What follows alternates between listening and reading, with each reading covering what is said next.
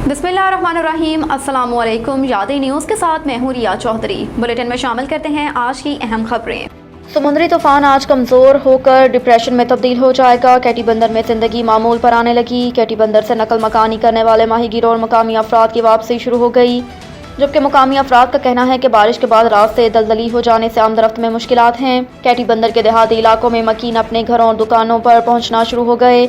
मुकामी अफराद के मुताबिक समुंदर में तुग़यानी, तेज़ हवा चलने और बारिश से नुकसानात हुए। नेशनल डिजास्टर मैनेजमेंट अथॉरिटी के मुताबिक बिपरजॉय ने भारतीय गुजरात के साहली इलाके जाखो पोर्ट और एतराफ़ में लैंडफॉल मुकम्मल कर लिया। अब शाम में तूफ़ान की शिद्दत कम होकर ये डिप्रेशन में तब्दील हो जाएगा। NDMA का बताना है कि समुद्री तूफ़ान कराची से 225 से ठट्ठा से 165 किलोमीटर दूर है और कैटी बंदर से 125 किलोमीटर दूर है।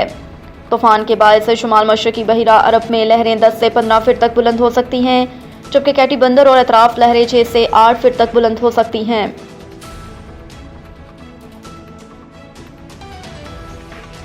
आइन में जुर्म की सज़ा की मुद्दत का तयन न होने पर नहली 5 साल से ज़्यादा नहीं होगी, बिल मंजूर।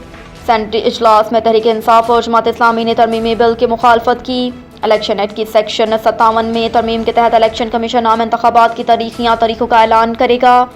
इलेक्शन कमीशन इलेक्शन प्रोग्राम में तरमीम कर सकेगा। इलेक्शन कमीशन नया इलेक्शन शेड्यूल या नई इलेक्शन तारीख का ऐलान कर सकेगा।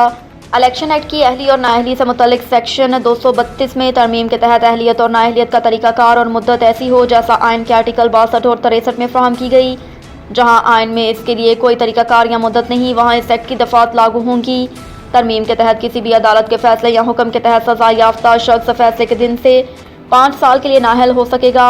आइन के आर्टिकल 62 की क्लास 1F के तहत 5 साल से ज़्यादा नाअहली की सज़ा नहीं होगी।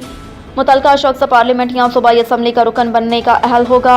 आइन में जिस जुर्म की सज़ा की मुद्दत का तयन नहीं किया गया, वहाँ नाअहली 5 साल से ज़्यादा नहीं होगी। बाद अज़ां सेनेट का इजलास पीर की दोपहर 3 बजे तक मुलतवी कर दिया गया।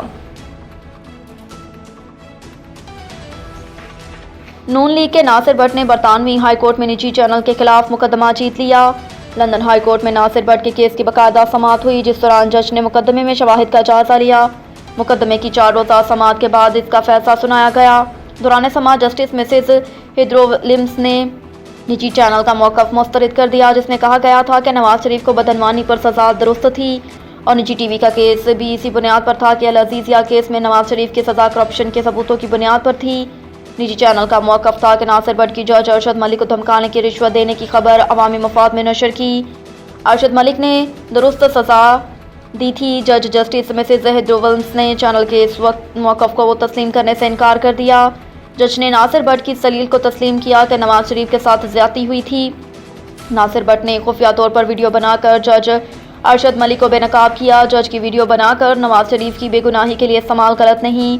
नासिर भट्ट ने जज को बताया कि उन्हें एक लम्हे के लिए भी ये महसूस नहीं हुआ कि नवाज शरीफ ने कोई गलत काम किया।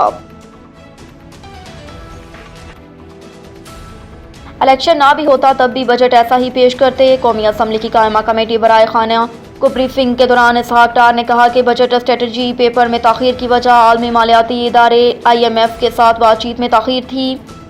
IMF ने बैरूनी फाइनेंसिंग की शराइत रखी, जिसे पूरा कर रहे हैं। ताली दोनों हाथों से बचती है। तमाम इंतज़ामात कर दिए गए। एक गैस पाइपलाइन का असासा $50 अरब का पाकिस्तान के पास है, जबकि रिकॉर्डिंग से $6000 अरब हासिल किए जा सकते हैं।